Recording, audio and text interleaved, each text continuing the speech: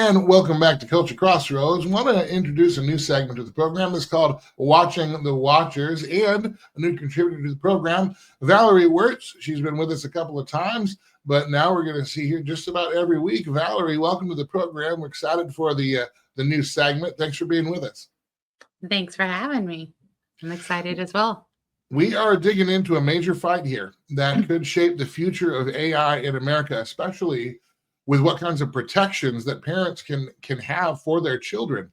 According to a new Daily Signal report published February 23rd, the Trump White House is reportedly pushing back on the Florida effort backed by Governor Ron DeSantis to establish an AI Bill of Rights, which includes protections for minors, parental controls, and restrictions on certain foreign AI tools in government use. The report says that the White House contacted Florida House leadership as the bill moved through committees.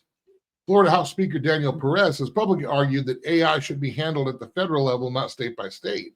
But this is where it gets interesting, Valerie. The White House response, also cited by Daily Signal in the same article, points to President Trump's December 11th, 2025 executive order on AI, which calls for a national framework and warns against a patchwork of state laws, which is something they also tried to get passed in the big, beautiful bill, if you want to call it that. The order says the administration wants a minimally burdensome federal standard while also saying children should be protected. It also creates an AI litigation task force to challenge certain state laws. So here's the tension. Are we talking about smart federal coordination so America can lead in AI, which, by the way, we have like 4,000 data centers. I think next in line is England, and China has about 365. And do you know why they don't have as many as we do? Because they already have a surveillance state, and we're trying to build ours. But I digress. Yes.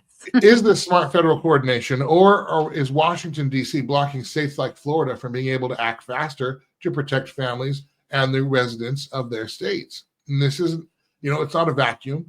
The Senate overwhelmingly rejected a proposed federal moratorium on state AI regulation. There's bipartisan concern tying states' hands. And so we need to figure out who's going to set the guardrails. So, Valerie, let me ask this. Let me start with the Florida legislature for a second. Mm-hmm. If a red state like Florida is unable to pass child-focused AI protections without federal pushback, what message does that send to other conservative states, especially when we can see that DC government is not really a bastion of conservative values, and so it's really the states that are having to hold their own? Well, that's a very good point. But what we have to remember is that we are sovereign states, and we do have the 10th Amendment. Federal government has no authority to come in and tell the states what to do unless the states give them that authority. And this has not happened. So the federal is stepping into an arena that it has no business in. This is a state issue. When we talk about protecting our state and our constituents, we are talking about our children. That is not a federal issue, especially not in education. Education is a state issue.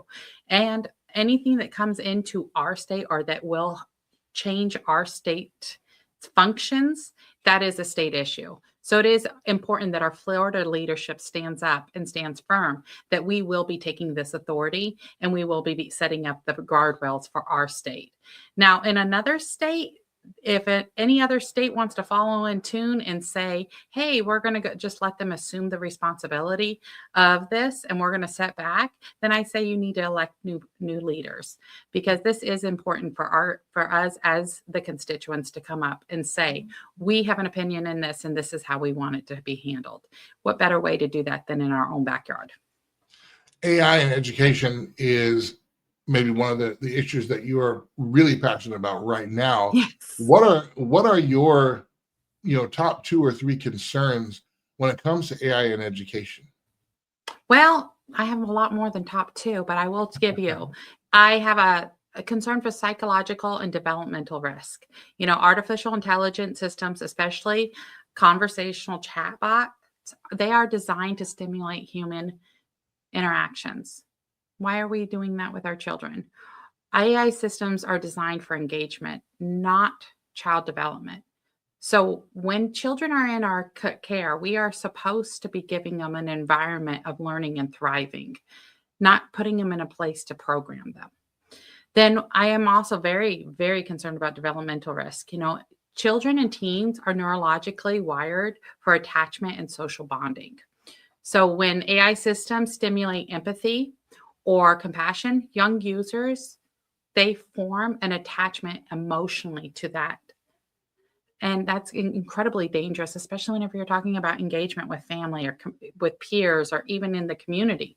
That will go away. Then we have the academic and cognitive impact. Learning requires struggle. It requires synthesis, memory formation, deep thinking. AI is replacing all of that. Instead, education is shifting from being learning how to do something to learning how to prompt an answer. So we really need to step in and say we need to put limitations on this. We need to put age restrictions on this. And we really need to watch where the data is going. You know, when we are seeing the schools and all these things roll out across the state, we're seeing these huge issue of data collection on our students. We are setting them up for having a social credit score. They're going to be really categorized from the time that they first start capturing the information on your student till they are going through all the way to college. They're using this as a way to give them a social credit score.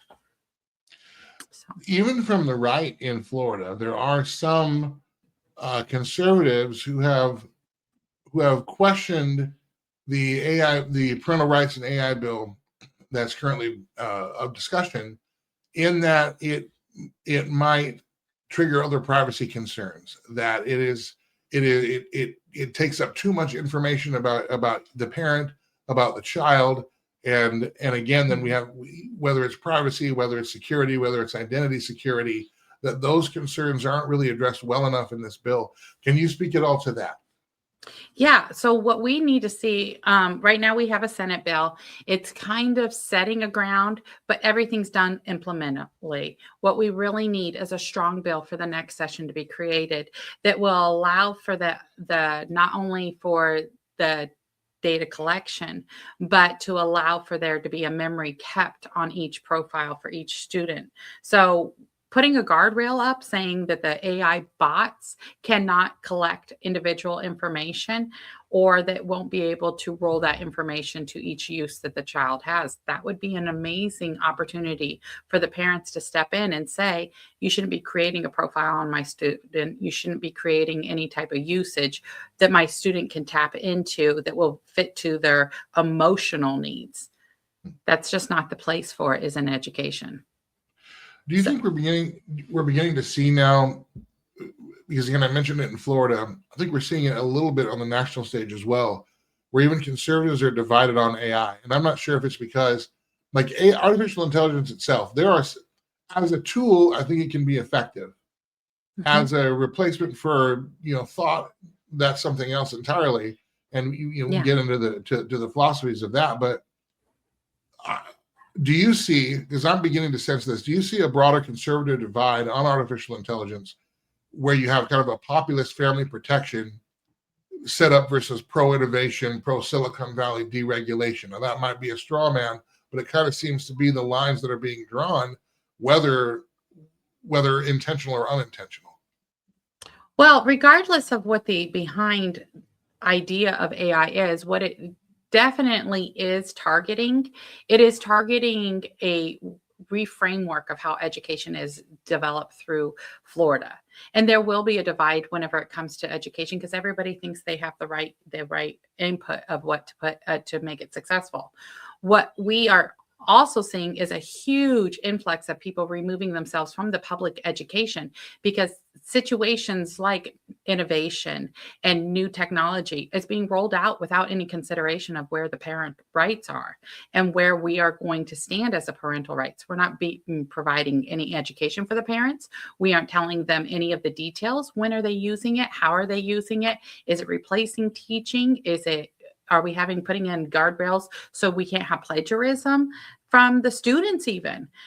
So yes, it might be easier to set a kid in front of an AI bot and have it tutor it, but we don't want to see teachers being replaced. We want to have real teaching happening in the classroom. We want to have real learning experiences. When we're giving them a learning pathway, we can sit here and say, politically, we want to have it this way. Politically, we want to have it that way. But we want to train these kids how to be self-thinkers. We want to teach them how to have problem-solving skills. When we are giving them AI, we are teaching them how to type into a system. We are teaching them how to be a part of the program. AI is not another tool. It is to replace all the tools that we as humans come into. So we have to step back and say there is a time and a place for AI. There's a time and a place that the kids will actually be able to use AI. But we don't have any of the parameters up to ensure their safety on it. We don't have any parameters up even to have safety for our national security on it. So why would we give it to children? It makes absolutely no sense. And you have to wonder too, because AI does seem like it's a bubble. All of the expansion, all of the money is all based on future potential and what they think it could do. Studies are coming out now saying it really doesn't do anything to increase productivity in many sectors. And a lot of the benefits, a lot of the touted benefits we're not seeing at the professional level. So then you do have to wonder, why do we want to shove this on our kids and through the school systems when we're not even seeing the payoff in the real world yet? Where does this go from here, Valerie? What are the next steps in terms of the AI parental rights bill and this whole effort right now in the state of Florida? Well, right now we have a Senate bill that will help put some regulations in place. It is working its way through Senate. It's doing a great job going through each committee. We need it on the House side. We needed to go through the committees on the House side if we want to have any type of movement on this in Florida at all.